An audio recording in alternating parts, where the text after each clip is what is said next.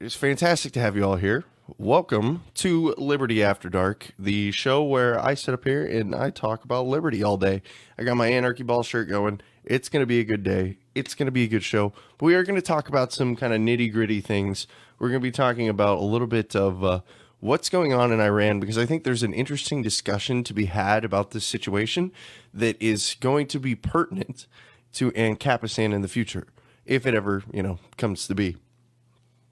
So let's not beat around the bush and let's talk about what's going on in Iran right now. So back in 2015, Barack Obama issued the nuclear deal with Iran, right? Which Republicans hated, Democrats lauded as the only way to prevent nuclear war with Iran. So what did this deal do? The deal, in essence, allowed Iran to produce LEU, which is low enriched uranium, in their facilities for use in nuclear reactors while minimizing their ability to utilize them in nuclear weapons. And the way that they minimized that ability to use them in nuclear weapons was with a changing in facilities and in a monitoring of their nuclear enrichment facilities.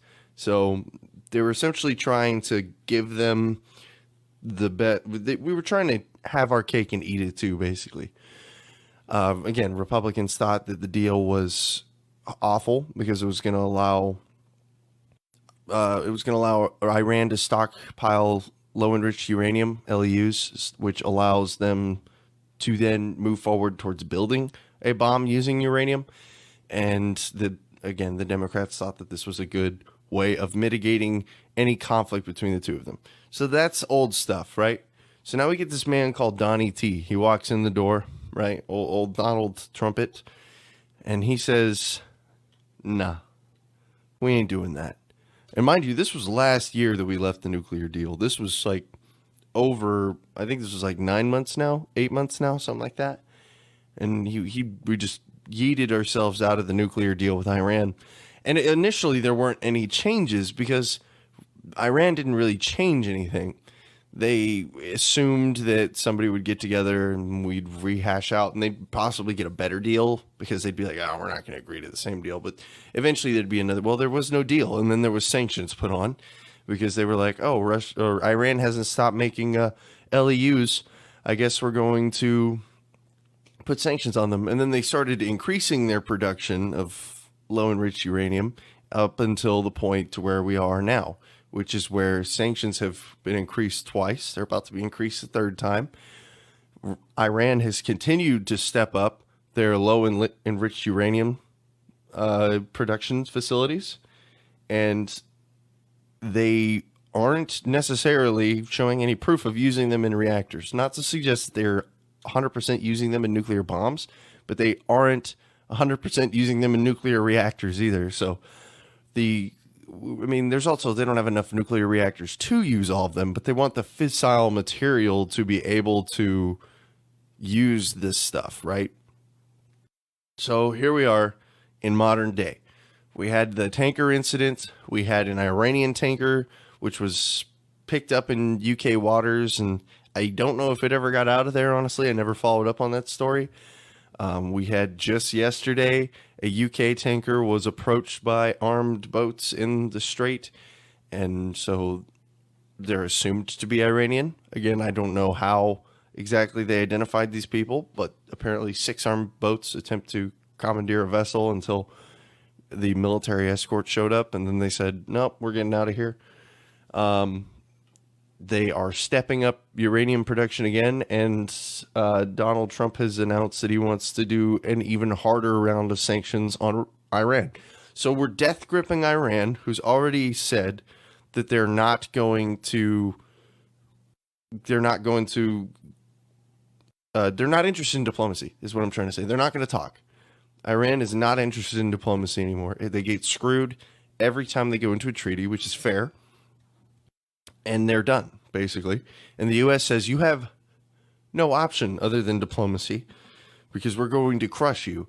And Iran is essentially trying to call our own bluff is basically what this keeps coming down to. So now we're in the present day, right? We are seeing military leaders in the U.S. talk about trying to build a coalition for that entire oil channel to protect it and to cover it so that there's a free access of travel and they don't have to worry about Iranian attacks. We'll see if that ever becomes a thing. I know EU is they're very lenient on Iran right now because they want to save some kind of face with them. But it is also important to realize that as of 2 days ago, the EU also put their own economic sanctions on Iran. So even they have deemed Iran's stockpiling of fissile nuclear material to be unacceptable. So that's where we are today. That's the whole recap of the situation. So Brandon here says, glad you're covering this. It's been getting buried by headlines. Yeah, I just, it was something that really hit me whenever people started really getting butthurt about this whole the Ariel being casted by an African-American woman. And I just, when stuff like this with Iran is going on, I couldn't give two craps about the whole Ariel thing. So I wanted to do a lot of talking about this on this episode because I think there's a lot of interesting things that go into this. Now that we have set up the whole situation, now that we have all the pieces on the table, everybody's hands have been shown, this is where we are. There are a lot of interesting implications here. And things are really heating up. Like, I know it makes for a good news story when you say, like, oh, war is on the horizon. But, like, things are really heating up with Iran. This is not the kind of stuff that you want to play with if you're an anti-war person. Trump has tried to give off this vibe of being like a pseudo-pacifist, sort of. Not a pacifist, sorry.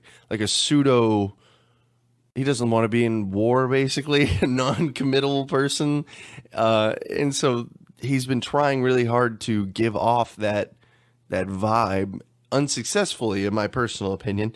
But if he allows this to continue with Iran, then he's going to plunge us into something with Iran, whether it's just a skirmish that winds up getting covered by just the strongest sanctions you've ever seen a poor country go through, or whether it's just a full-blown invasion of Iran, which has so many logistical nightmares involved with it that we might as well it'd be a nightmare. On top of the fact that we'd be getting into another 3 decades-long Middle Eastern conflict that we're just barely starting to pull ourselves out of today. Just barely. And, so why does Iran want nuclear weapons? Well, it's as simple as being a geopolitical power. Iran has, for a long, long time, since the 1970s, wanted to be officially recognized on a geopolitical stage. And that makes sense. If you were the leader of a country, and you were not in the most powerful country on planet Earth, you would want people to take you seriously because you are millions, potentially, people in your country, and you want international representation and a seat at the table when it comes to things like international treaties and trade deals, stuff like that, international law. These are things that affect your country, whether or not you have a say in them. So when Iran says, I want nuclear weapons, what they're really saying is, I want a seat at the table.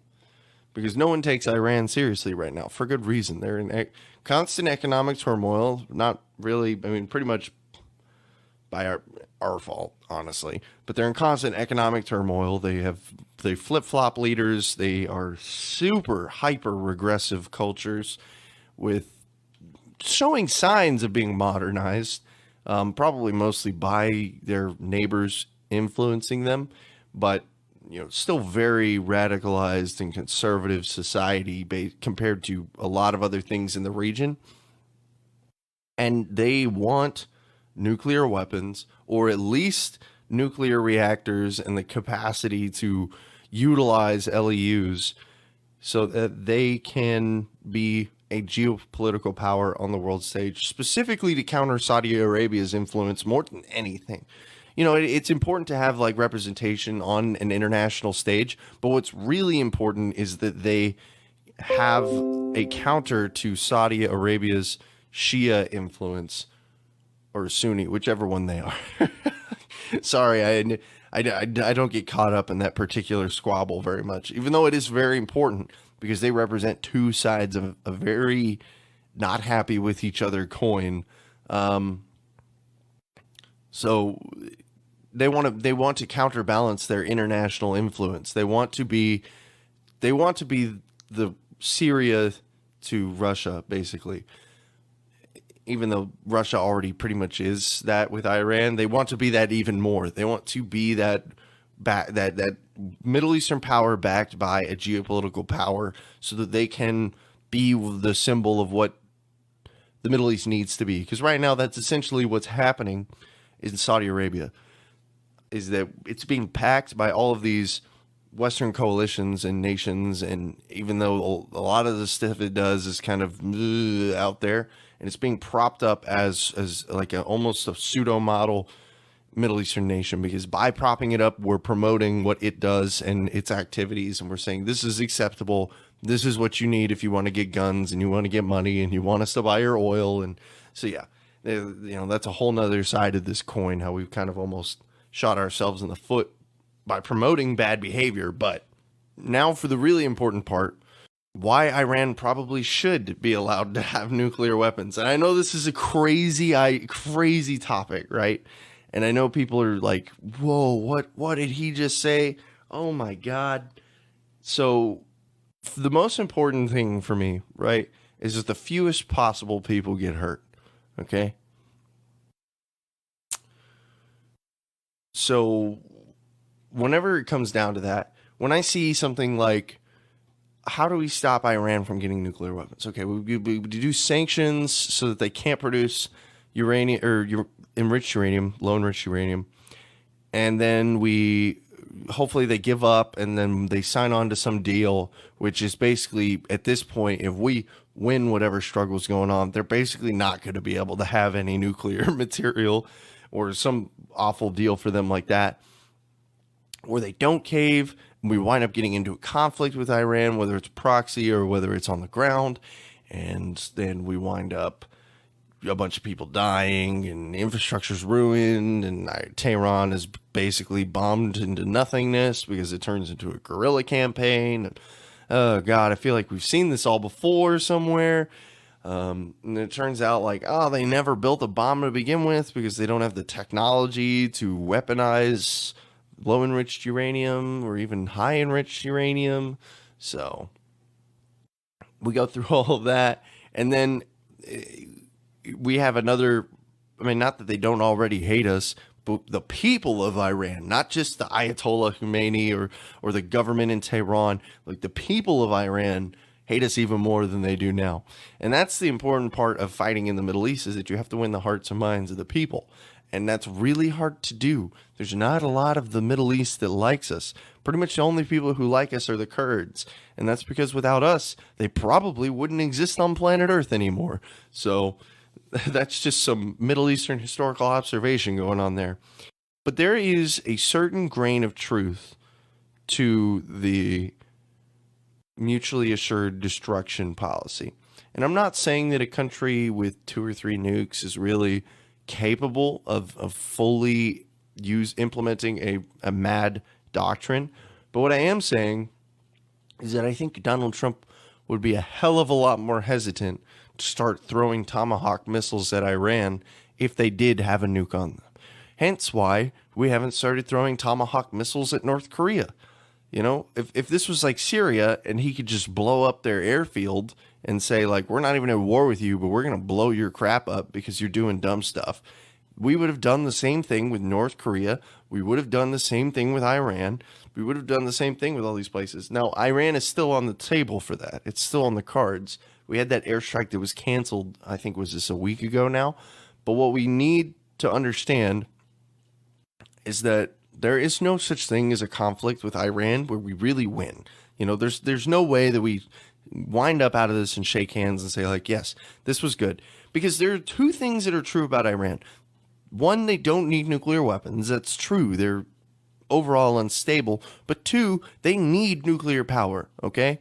They are not in an economically stable enough place to rely on petroleum and coal and things like this to power their country, and they don't want to buy electricity from other places. You want to be as energy stable as a country as possible, right? So this is all just part of their way of, again, enforcing their role as a leader on this geopolitical stage. You can't be a leader and also be dependent on massive energy imports unless you're the United States, and it's specifically oil. We produce almost all of our own electricity. That is an important part of having a sovereign nation. Didn't the Middle East used to like the United States before we started meddling over there? It's a touchy subject, really, because Iran has, since its formation, has seen Western influence, whether it's Europe or the U.S., into the Middle East. Because you got to remember, this especially how it used to be, like in the 80s and the 90s. Tehran and the Middle East, or in as Iran, was like hyper conservative culture, like what we imagine like the Saudi Arabia was up until that point, because they both pretty much were. But Iran was very vocal about being very anti-U.S., and they mostly not because of anything we had done in the region to that point, even though we did have involvement in Afghanistan and a little bit in some other places during the whole Cold War thing. What they really didn't like about us is the fact that we backed Saudi Arabia, because we wanted a foothold outside of Israel in the Middle East that we could use to counter anything that happened, whether it was Iraq, Syria, whether it was, let's say, Israel. We needed a staging point for a conflict in Israel, whether it was Iran, whatever it may be. And so we picked Saudi Arabia as a centralized power with a large oil supply that was going to exist in the next 20 to 30 years, that we could prop up and use as our central point of defense in the region. And it wound up working strategically very well for us. If you look at things like the Gulf War and the Iraq War, having chosen Saudi Arabia as that ally, kind of christening them with this power, we were able to directly work with them in a lot of these cases, like in the Gulf War, like in Iraq in 2003. We were able to use Saudi Arabia's staging points, and that gave us access to places like the UAE, and we have all those alliances with Saudi Arabia involved in that as well. Now, granted, places like Kuwait and Yemen and all those guys may not be necessarily the biggest fans of us because of it, and Iran hates our guts because of it, but there are worse things on planet Earth, I suppose. I hope that pretty much answers your question. It is nuanced. It's not like there's no like line where it was like the Middle East loved us or hated us and then they loved us. I think most of them were indifferent because, again, we're talking about countries and societies that aren't necessarily on the same playing field a couple decades ago as they are even now, especially now, but, especially back then. It wasn't until after U.S. occupation in Afghanistan that most of the population had access to internet. So, these are the kind of places that we're talking about. And I'm not necessarily trying to shit on them that hard, but it's true. This is a fact. So we're not exactly talking about invading like Italy or something. It's a bit different than that. It's a very regressive, some of these areas were like basically going through their industrial revolution in the 90s. They were that untouched. And there's a whole lot of historical context to why that happened to begin with. But another really simple generalization is that it's difficult to build factories in a desert, but we figured it out. So back to what I was rambling on about before we start getting into the discussion part of this, is that if it was up to me, there wouldn't be any nuclear weapons to begin with. They'd all just disappear. Cool. Now, I think that there are diplomatic and conflict-based things there that I'm not necessarily accounting for that could make this statement a bit more naive and warm and fuzzy than it really should be. But I don't like the idea of the indiscriminate murder of millions of people, which is what nuclear weapons are. Like, you can't just drop a nuclear bomb on Fred for NAP violation, blow up Fred, and not violate the NAP of potentially millions of other people, if not just a few thousands, depending on how small your nuclear weapon is. And so, I'm not a big fan of nukes. I don't think Iran should have nukes, but I think, considering how we have no evidence that they've built one up to this point, they say they have no evidence, and they're just stockpiling low enriched uranium, fissile material, which is not the same as weapons grade uranium. It still has to go through a higher level enrichment process. Because it's not as simple as building nuclear fuel for a nuclear reactor and then pulling that out and sticking it in a bomb. There is a further enrichment process that has to go on. And, I think they should be able to build their freaking nuclear reactors that they want to build. They should be able to supply power. And then if there's any sort of evidence that they start building nuclear weapons, we have to address it as that. But we can't start making up rules that because we left a nuclear trade deal with them, or not a trade deal, but a nuclear arms deal with them, that they're still somehow beholden to that. We haven't made any other deal. We have set no other terms with Iran. And this is a problem, okay? You can't go up to a Middle Eastern country, say like, look, I know we had this deal. I didn't necessarily make this deal, okay? But we're going to leave it. And then I'm going to get really freaking mad when you violate a treaty that I'm not even a part of anymore. Like, that's not how this works. Like, if I break, so let's say David here, me and David make a contract and I say, David, you're only allowed to keep 2 gallons of milk on hand at all times. Otherwise, I will come over there and I will beat you up. Right. And then I say, you know what? I'm just going to void this agreement. This agreement's stupid. Right? Like, I don't want to be a part of this horrible deal, absolutely terrible deal. And I just, get it officially voided and the contract's null and void. And then I come over and I see you have 3 gallons of milk and I kick your ass. Like, what is going on here? What is this? You think it would save us a lot of money to completely pull out and end the wars? Yes, but I do think that there is a geopolitical consequence to that is unfortunately something we can't necessarily avoid at that point. Now, I think we can do a big fucking scale back, but if your question is, can we leave tomorrow? I don't honestly think I don't think it's a wise solution. I think it's physically possible, and yes, it would save us a lot of money, but I don't know if it's wise. And I know a lot of people don't want to hear that. I don't want to say that. I want to say to you, yes, and everything will be sunshine and rainbows, but I honestly don't know if that's the case. So, and David here said Iran pre-80s somewhat, but that was due to our meddling started back in the 50s. Yeah, we've been in the Middle East for a hot minute. I mean, I don't have to get into all this stuff about us basically training up Al-Qaeda for all intents and purposes and propping up people like Osama bin Laden whenever the Soviet Union was invading Afghanistan, but whatever.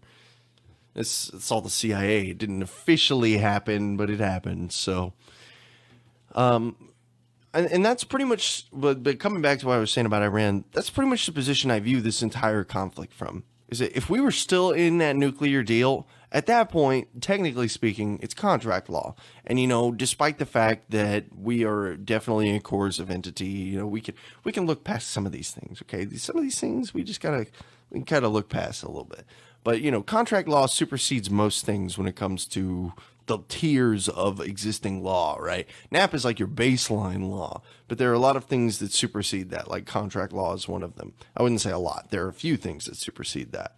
So as far as contract law is concerned, if we had kept in this nuclear trade deal and Iran went past their allowable limit of low enriched uranium supply, then we could just say, hey, you violated this trade or this deal that we have. You need to quit it. Here's your sanction. And then they're like, oh no, we have a sanction. You guys are big dumb dummy heads. We'd at least have a moral position saying that like they were in this agreement. But like the milk analogy, we left the agreement and we're still trying to beat the shit out of them for not following the agreement. So it's like, I get the argument that Iran may not be able to be trusted with a nuclear weapon. I don't really care about that argument, right? That's not really even relevant to me at this point. There are plenty of people in this country who probably can't be trusted with a nuclear weapon that have them. Look at Pakistan. You think I trust Pakistan with a nuclear weapon? No. India and Pakistan are going to nuke each other someday. Mark my freaking words. They hate each other so much, it's just a matter of time. And I understand that this is particularly a bit negative Nancy of me as far as the show is concerned, and I like to be really optimistic about these things, but I'm not an Iran sympathizer, but I'm not a U.S. supporter of pulling out of agreements and then using those same agreements as a way to spark conflict in a region. Like, either we didn't care about the deal and the deal sucked and we wanted a new deal and the terms of the deal were dead and now we're just starting from square one, or we cared about the terms of the deal, left it because we're fucking stupid, and then now we want back in it because, oh crap, we really screwed up, but now we can't because we diplomatically fucked ourselves as far as Iran is concerned. Sorry, I'm using my French today. Because this is what this all comes down to. Everything that I have been saying up to this point is just context for a situation that really honestly could have been avoided. Like, 100%. I know that the Iran trade deal was not amazing. We did not get the most amazing deal as far as making sure that there's zero chance that Iran gets nuclear weapons. I get that. I understand. Some people are not happy with that as far as defense of the nation is concerned. But guys, like, it really, like, at this point, we are so far past the ability to get into any sort of diplomatic situation that would give us a result anywhere close to that I don't think it matters anymore. Like, hindsight's 2020, I get it. But leaving this deal was a mistake. So I think that's like, you could say the deal is a mistake and say that leaving the deal was a mistake, because the position that we put ourselves now is a diplomatic dead end. And that's not copacetic. That is not okay. Because once these diplomatic channels start getting used up and we start spending all of our points like it's some kind of freaking video game or something, we got to use our clout to try to get people to talk. And we got Netanyahu over here talking about how he's going to use those brand new F-35s in Israel to blow crap up. You just can't. We are using up our diplomatic channels, and that is an issue. David said understatement. Sorry, it's about 30 seconds of delay, so I'm not sure specifically what you're referring to, but yeah, I think probably some of what I said was an understatement. I just, that's what all this comes down to. We signed it to a deal that was not up to the standards that we wanted it really to be to begin with. Apparently, as a country, I mean, I guess, because we're in this position now, but so we signed onto the deal. Second, we left the deal. Third, we're getting mad that the parts of the deal that we liked, I guess, are being violated, and that's not how contract law works. That is not how contract law works. You don't get to do that. At that point, the second that we leave that treaty, then it's all up to Iran at that point. They can do whatever the heck they want, pretty much. They're not a part of any sort of international nuclear coalition or anything like that. As far as I'm concerned, they can start building nuclear weapons on the Antarctic front. So, and I get it. That's an unpopular opinion. Most people want to hear me say, oh, Iran's wrong and these are the reasons why. Sorry, guys. We're the bad guys here. Yes, Tehran and Iran are a bunch of regressive, conservative jerks who are not good people, and they are just they do some very diabolical things. The Mujahideen has put into place a power structure that is untenable and will collapse and will cause a lot of suffering for their nation. Doesn't change the fact that in this situation we are wrong and we made a mistake, honestly. I don't know if you guys have any questions on this. I can't exactly call myself an expert on Middle Eastern affairs, but I won't say that I don't know anything about them either. At least very well read and researched on the topic. So it's definitely something to, if you guys want to talk about it, any questions, comments, concerns, or what do you guys think? You think I'm totally off my rocker? Like, do you think, you think I have a point? You know? I'm not trying to like goad my audience into supporting me. I genuinely want to know, like, what's your opinion on this topic? Because I think it's an important one. David's drunk. Yeah. It looks like some of the comments are making it to the actual stream feed. So I'm trying to keep the stream over here so that I can read them as well. I just think there's a lot to this topic that gets easily glazed over because we've become too accustomed to being the good guys in these Middle Eastern conflicts when we pretty much never are. Honestly, like, were we the good guys in Afghanistan? Were we the good guys in the Persian Gulf? Maybe. That's pretty much the only one that you could say, like, oh man, they were being invaded, Kuwait being invaded, like, we gotta stop this. Oh no. That's pretty much like the one time that we could stop and say, maybe we were the good guys, maybe, but even then, that's really, yeah. So, don't get me wrong. It was killing his people in droves, but were we really the good guys there is a debate. But I think that's pretty much the closest one that we could have to being the good guys. We will not go down as the good guys in the history books because of this. We will try to spin it like, oh, Iran attacked these tankers. They blew up our drone. But these are all just things that, like, why did this all happen? Oh, because the U.S. left a trade deal or left a nuclear arms deal and then got mad whenever the nuclear arms deal wasn't upheld. If that doesn't just sound like the most asinine crap on planet Earth, I can't help you. And I know pretty much everybody here gets it.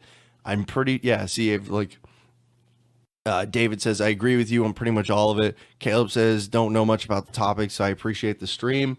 That's one reason why I'm here is to educate, I guess. Not to say, again, that I'm like an expert, but just that I share what I know.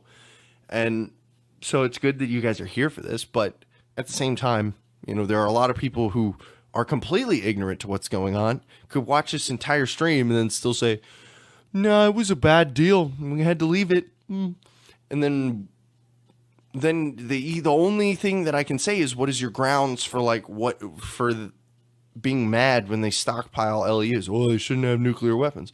Oh, well, you should have had a deal that limited the amount of LEUs they could have. So, well, it was a bad deal. It's like, what do you want? Like, why weren't we at this level before? If you wanted them to have less LEUs than they do now, why weren't you mad before the deal was violated? Why didn't you say, like, man, you guys have way too many LEUs. We're going to have to start doing sanctions and then leave the deal? I guess at least then your intentions are clear. But now it just looks like you're picking an arbitrary point. You're throwing a dart at a dartboard and saying, like, 0.35 or 3.5%. That's way too high. It's like, why wasn't it high before? Was it only high after we left the deal? Like, were the stipulations of the deal not good, and then suddenly now they matter, and that's the line? Why not just stay in the deal? Like, none of it makes sense. Everyone's stupid. And the only reason I get so upset about this is because it literally is people's lives they are playing with. And so when you understand that on top of all of this, like, none of this has to happen, and it's people's lives that they're playing with, that's an issue, guys. That's a big problem. Oh, man. Governments suck, dude. Jesus. I feel so bad for all of these kids if we get into this Iran war. Because it's going to look like, we're going to look like jackasses if it happens. I'm still holding out for the fact that it's not going to happen. I'm still holding out. I call it denial, call it whatever you want, honestly. I just don't want to see us going through that. I don't want to see us being tied up in another potentially decades-long Middle Eastern conflict where thousands, if not tens of thousands, in some possible projections of Americans are killed in a conflict with a country that basically doesn't matter, when on the other side, when there's plenty of other people who do matter. Not saying we should fight any of them, but maybe our energy could be pointed in those directions. And, I've said this for a long time, even before I was a libertarian, but at some point we just got to leave the Middle East. And I mean, like, just pull chocks, like, stop selling. Oh, yeah, no, Caleb, you're 100% right. Not just Americans being killed either. Like, the amount of Iranian deaths, because I'm not going to go too much into, like, the military tactics theater side of it, but some of the stuff is interesting to me. And if you look at how Iran is structured as far as population and military installations and stuff like that, and how the topography is, it's going to just funnel all of this fighting through Tehran. And that's the densest population sector in Iran. So either A, you evacuate all of them. It'd be like, I mean, it's not as big, but it would be like evacuating like Boston or something. Like, okay, some big city like that, and then using it as a giant fighting war zone and then blowing it all to hell. Like, we've seen what that did to Syria. Syria was just like a bedrock for all sorts of crazy crap. I mean, that's how we got ISIS to begin with. It's because of the civil war in Syria. And they were like, yo, Syria's hard to take. Let's just go to Iraq in some empty desert and make a country. And that's what they did. Caleb said, I'm just trying to live, or imagine just trying to live your best life in this country that supposedly represents democracy and freedom is meddling in your elections and economy and bombs your friends. Yeah, I'd hate them too. I had this conversation, oh God, this was probably back in like December or February, or no, January, on like when we first started the show. And we had a guy who was in the chats and was like, oh, you're like a terrorist sympathizer. And I was like, sort of? Like, I don't sympathize with terrorists blowing up and killing people, but I can sympathize with this situation that put them in it. I can empathize at least, if not sympathize, one of the two. It's probably more empathy than sympathy, honestly. But, like those kids that we were fighting with in Syria probably didn't want to be fighting in that war, but felt like they didn't have much of a choice. So the country in power defines what a terrorist is. Yeah, and I say this all the time too. The founding fathers were terrorists, and they tarred and feathered tax collectors, and not exactly the nicest people on planet Earth. I get that, but yeah. So, but that's my 2 cents. I got a little riled up. I'm not gonna lie. I got a little bit riled up. I don't have too much more to say on the topic. Obviously it's a developing story. I think both sides are handling themselves like total children, but I completely understand why Iran is done. I completely get it. It's like if you guys have ever had a boss that's just like a total jackass to you, and you were gonna quit anyways, and one day he just pops off on you and you just let him have it. You just let him have it, and then you're out, It's a situation like that. David says, get riled. I like it. I'm a passionate person, and when it comes to the lives of potentially hundreds of thousands of people, I get really passionate because, God damn it, dude, these people are stupid. Like, some of these people are stupid, and this is normally when someone comes in with like, wow, you just don't understand the 4D chess. There was no 4D chess involved in leaving the Iran deal. One of his aides came up and said like, hey, remember when you said you were going to leave that Iran nuclear deal? The House is talking about it right now. And, they're kind of wondering why you haven't done it yet. And he was like, oh, okay, yeah. Okay, let's get out of that. And can I have a drink, please? And then that was pretty much all the thought that went into that one. I get it. I really do. The Iran nuclear arms deal sucked. Sure. Maybe it wasn't the greatest. I don't think it was that bad, first off, to begin with. I really don't think it was that bad. This whole the Iran trade deal sucks, reeks of partisan politics and war hawks. I'm just saying that right now. The whole narrative that it sucks to begin with reeks of partisan politics. No real principle involved. If that were the case, you could just say like, "Hey, let's." I'm getting to the point now to where I'm just like repeating myself, and I'm sorry, but it's so true.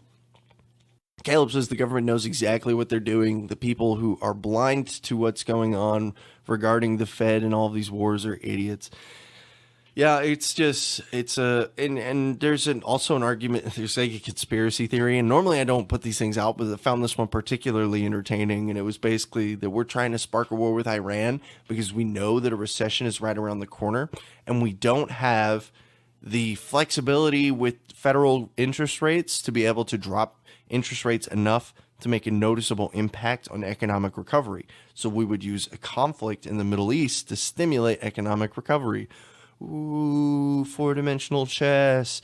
Technically speaking, that could work, potentially, but it's all artificial growth in the economy. Wars artificially inflate a GDP based off of stolen income from a populace, which would be better spent freely in the markets determining what needs to succeed and fail. So it's an artificial inflation. It always dies with wars for a reason. So... and wars are not permanent boosts to economies. Governments run out of money. They either have to start taking more money from the populace, or they start going into debt, or they start going into even worse deals with even worse contracts, paying even more money. So, these are the kind of things that we're looking at. And each time they make a worse deal on a contract, the influence on the potential growth in GDP gets lower. So, these are things to keep in mind as well. Caleb says, if you're done with Iran, I say you talk about your favorite conspiracies. I don't have too many favorite conspiracies, to be honest with you. Caleb says, it could work, but we shouldn't have to do it. And there's better ways to stimulate an economy rather than an unnecessary war. Do you see the Fed going to negative interest rates? No, I don't see the Fed going to negative interest rates. They'll let everything burn around them before they go to negative interest rates. Because you have to remember that the Federal Reserve is not... it doesn't it knows economies will recover. The U.S. is not going to die, right? From whatever recession, we could go into another Great Depression. We're not going to die, right? So all they want is their bottom dollar. The Federal Reserve going into a negative interest rate. The idea of that completely just breaks the idea of a debt-based economy. It creates you want to talk about a good way to spark some hyperinflation. If they decided to go with that policy, that's one hell of a way to spark some hyperinflation, because when everybody can get some extremely low interest debt, which is what you need in theory to get a rapid increase in economic recovery, that sounds like a lot of people who shouldn't be getting into a lot of debt. So I'm just throwing that out there. We could be potentially setting ourselves up for another bubble by doing something like that as well. And then you increase interest rates, right? How many of these ultra low deals are going to be on variable interest rate plans? Because every time we go into a crash, they do these variable interest rate plans because, it's like, oh, we'll tie our interest rate directly to the Fed, and now banks are not going to pay you back, but they'll say, let's say it goes into the negative somehow.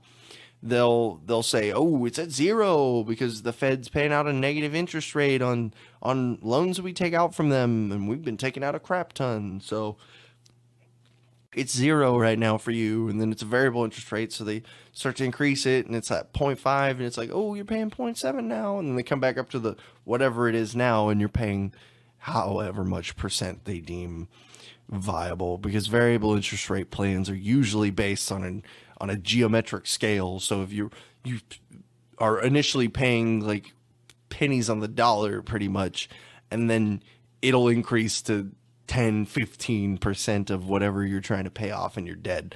So been buried alive in debt. Celeste says birds aren't real. I completely agree.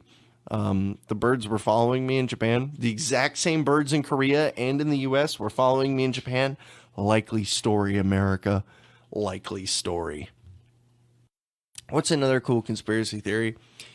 I mean, you know, shrubbery did 2 buildings. There's that one.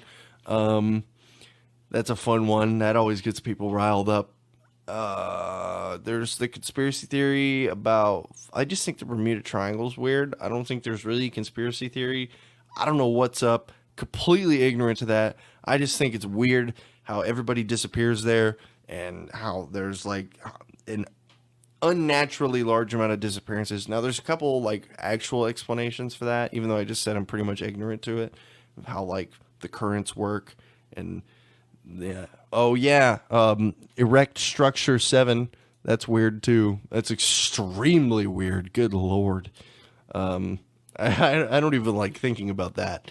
First off, I'm trying to think if there's anything else. Sorry, you guys kind of caught me on the spot. I wasn't expecting to talk conspiracy theories today.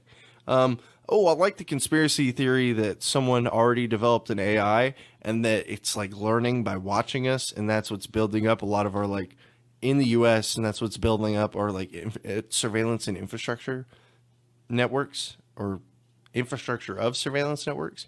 Kind of like, did you ever see that really bad movie Eagle Eye, where it was like able to like track down criminals and stuff like that? Kind of something like that.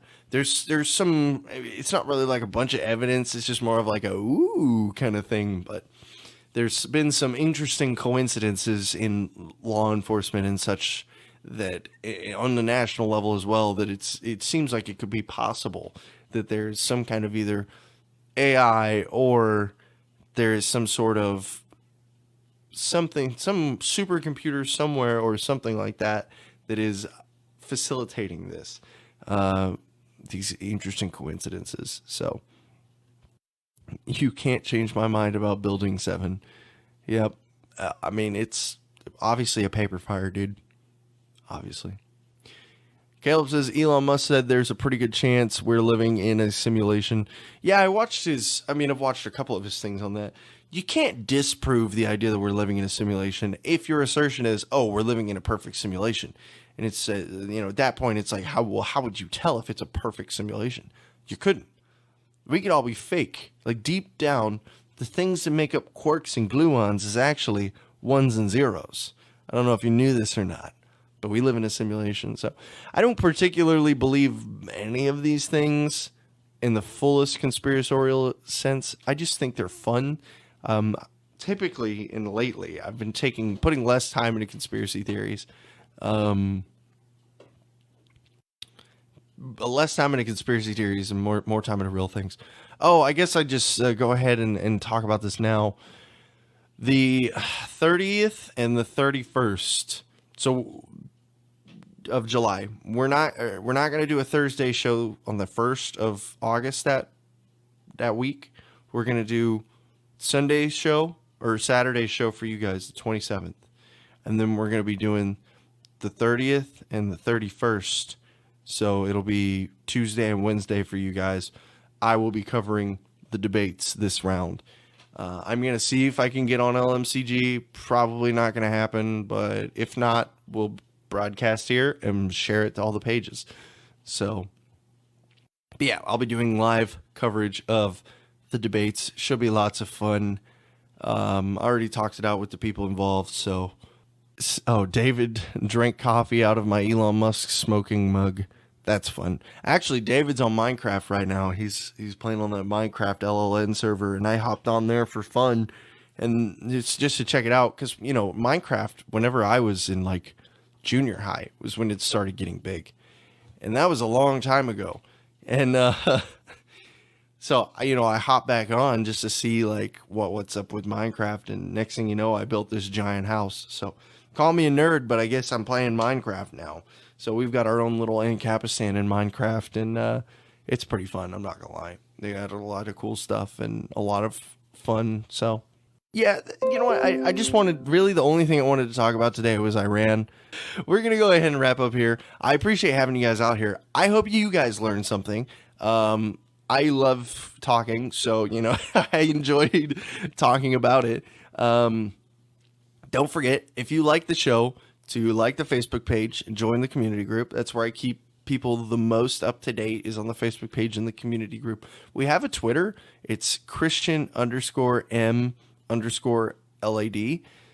for Liberty After Dark. So it's kind of like my personal and my page Twitter in one, because I guess I am the personality of Liberty After Dark. So I don't know.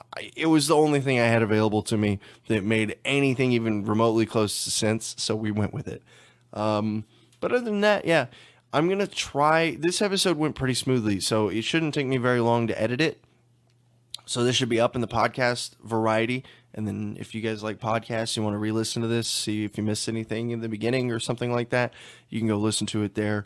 We have an iTunes, we have a Stitcher, we have an Spotify, we have iHeartRadio, we have all of those things, Google Play. We have an email at contact@libertyafterdark.net, a website, libertyafterdark.net, and we have a bunch of amazing fans like you guys who appreciate the show through Patreon. So if you guys wouldn't mind throwing me $1 or $2 over there, I appreciate it. Every dollar helps to supplement some of the time and money that I spend on the show. So yeah, that's all I've got for you guys. Unless anybody else has anything else, I'll give you 30 seconds to say your P's before I peace out. Good show. Thanks. I'm glad you enjoyed it, David. Very glad you enjoyed it. Come out for the other ones. Saturday shows are typically a little bit longer. We usually go till about 2 hours long. I have more to talk about. This show, yeah, about an hour, hour and a half usually. So, because especially since I have work later in the afternoon. So, yeah. Okay, cool. I'm going to get out of here. Y'all take it easy. Have a fantastic rest of your lives if I never see you again. But hopefully I'll see you again this Saturday, 9 p.m. Take it easy, guys.